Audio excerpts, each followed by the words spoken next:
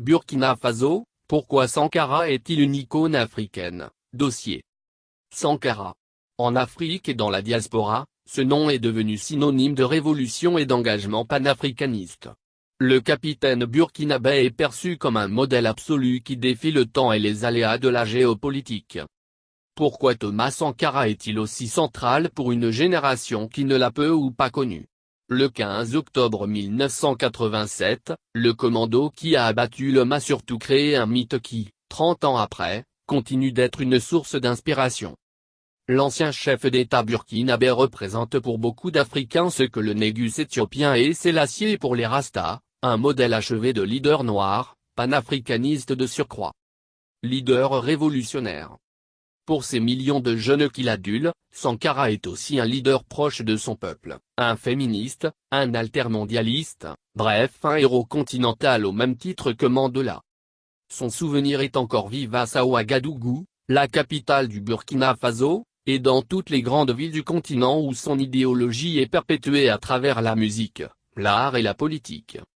Le capitaine Thomas Sankara voulait appliquer au Burkina Faso, pays qu'il a vu naître en décembre 1949, une politique sociale mettant les intérêts du peuple au centre des politiques publiques. Avec ses frères d'armes, il s'est très tôt frotté aux idéaux communistes. En 1976, il crée le regroupement des officiers communistes, ROC, un mouvement d'extrême gauche. Arrivé au pouvoir en 1987 après un coup d'État appuyé par une insurrection populaire contre Jean-Baptiste Ouédraogo, Sankara fait de la fin des injustices sociales son cheval de bataille et de la lutte contre la pauvreté et la corruption, ses principales priorités. Le pouvoir au peuple. Sankara, c'est aussi celui qui voulait mettre un terme aux pratiques qui maintiennent le peuple en dehors des programmes politiques. Dans sa volonté de mettre le peuple au centre de l'action politique, il crée les comités de défense de la révolution, CDR. Des organes décentralisés chargés d'exercer localement le pouvoir au nom du peuple. Ces comités gèrent la sécurité publique, la formation politique, l'assainissement des quartiers, le développement de la production et de la consommation des produits locaux, la participation au contrôle budgétaire dans les ministères, etc. Mais, ils sont aussi accusés d'exactions et de débordements que Sankara lui-même dénoncera. Idéologue en treillis.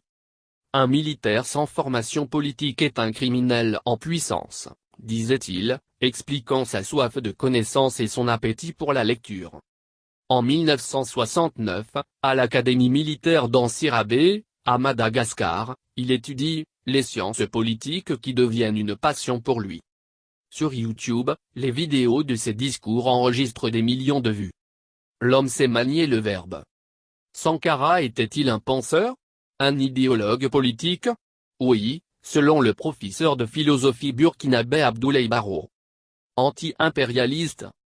Nul ne s'étonnera de nous voir associer l'ex-Haute-Volta, aujourd'hui le Burkina Faso, à ce fourre-tout méprisé, le tiers-monde, que les autres mondes ont inventé au moment des indépendances formelles pour mieux assurer notre aliénation culturelle, économique et politique. Nous voulons nous y insérer sans pour autant justifier cette gigantesque escroquerie de l'histoire. Encore moins pour accepter d'être l'arrière-monde d'un Occident repu, déclare Thomas Sankara devant l'Assemblée générale des Nations unies, le 4 octobre 1984. Anti-impérialiste assumé, Sankara est un non-aligné qui affiche ses amitiés avec des leaders en rupture de banc en Occident, notamment ceux membres du bloc soviétique dans un contexte de guerre froide. Le jeune capitaine burkinabé veut affranchir son pays de la tutelle de l'ancien colonisateur, la France, avec qui il voulait renégocier les accords de coopération. Son clash d'anthologie avec le président français de l'époque, François Mitterrand en visite au Burkina Faso, en dit long sur son point de vue sur la France et les pays occidentaux.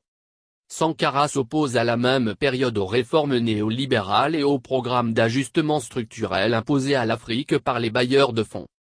Il cherche à rendre son pays autonome et capable de prendre son destin en main. Pour lui, mettre un terme à la dépendance diplomatique et commerciale du Burkina Faso vis-à-vis de la France est plus que nécessaire. C'est ainsi qu'il prône le non-remboursement de la dette à Addis Abeba en juillet 1987, 3 mois avant son assassinat. Féministe. Le Burkina, comme la plupart des sociétés traditionnelles africaines, est régie par un système patriarcal qui accorde peu de place à la femme. Voulant mettre fin aux injustices, Thomas Sankara s'engage pour la promotion et l'émancipation des femmes. Il nomme plusieurs d'entre elles ministres. Plus anecdotique, le 8 mars 1987, il demande aux hommes de célébrer la Journée internationale de la femme en échangeant de rôles avec leurs épouses.